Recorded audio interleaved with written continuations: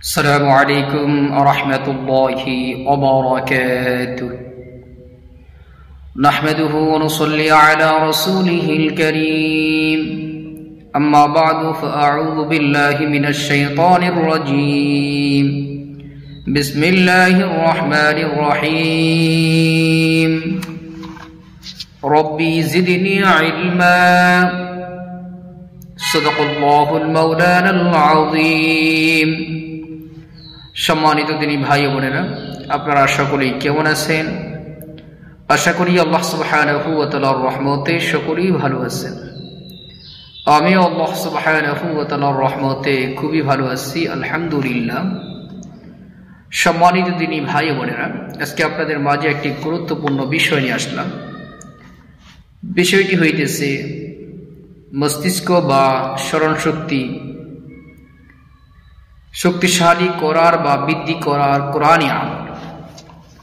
আমাদের অনেকের অভিযোগ থাকে যে আমাদের স্মরণ শক্তি দিন দিন কমে যাচ্ছে, বা আমাদের সন্তানদের স্মরণ শক্তি মেধা শক্তি কমে যাইতেছে, মস্তিষ্ক একদম দুর্বল হয়ে যাইতেছে। তাদের জন্য আজকের কোরআনী আমল, এই আমল দ্বারা আল্লাহ তাআলা মস্তিষ্ক শক্তিশালী করবে, স্মরণ শক্তিকে বাড়িয়ে দিবে। যে কোনো জিনিস আপনি মনে রাখা আপনার জন্য সহজ হবে।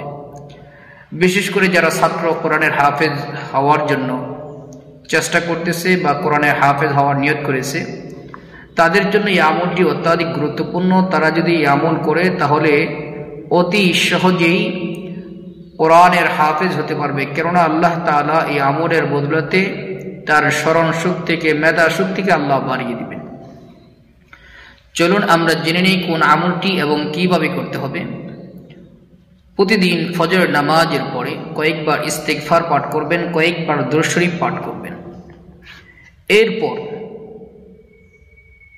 রব্বি জিদনি ইলমা, রব্বি জিদনি ইলমা, রব্বি জিদনি ইলমা, এইভাবে 41 বার পাঠ করবেন।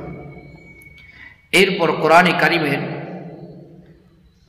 সূরা আম্বিয়ার 79 নম্বর আয়াত, সূরা আম্বিয়ার 79 নম্বর আয়াতে কারিমা 10 বার তেলাওয়াত করবেন। আয়াতে কারিমাটি হইতেছে বিসমিল্লাহির রহমানির রহিম। ফাফাহামনাহা সুলাইমান ওয়া কুল্লান আতাইনা হুকমান ওয়া ইলমা ওয়া সাখখারনা মা'a দাউদাল জিবালা ইউসাব্বিহনা ওয়াত-তায়র ওয়া কুন্না ফাইলিন। এই আয়াত কারিমাটি 10 বার তেলাওয়াত করবেন। এরপর আল্লাহ পাকের নিকট খাস করে দোয়া করবেন, প্রার্থনা করবেন। রব্বে করিম, এই আমলের বদলতে আল্লাহ তাআলা আপনার স্মরণ শক্তিকে বাড়িয়ে দিবেন। সম্ভব হলে 2 হাতের তালুতে ফু দিয়ে মাথা মাসহ করবেন, ইনশাআল্লাহ এতে আরো উপকার পাইবেন, আরো আপনার স্মরণ শক্তিকে আল্লাহ তাআলা বাড়িয়ে দিবেন ইনশাআল্লাহ। এই আমলটি নিজেরাও করতে পারবেন বা অন্যের জন্য করতে পারবেন। অন্যের জন্য কিভাবে করবেন? আপনি আমল করে অন্যে যার জন্য করবেন তার মাথার মধ্যে ফু দিবেন, অথবা আপনি আমল করে পানিতে ফু দিবেন, সেই পানিটা বাচ্চাদেরকে খাওয়াই দিবেন, ইনশাআল্লাহ এতেও উপকার পাইবেন ইনশাআল্লাহ। আল্লাহ সুবহানাহু ওয়া তাআলা আমাদেরকে দুনিয়ার যে কোনো সমস্যার সম্মুখীন হলে কোরআনে আমল করার তৌফিক দান করুন, আমিন। আসসালামু আলাইকুম ওয়া রাহমাতুল্লাহি ওয়া বারাকাতুহু।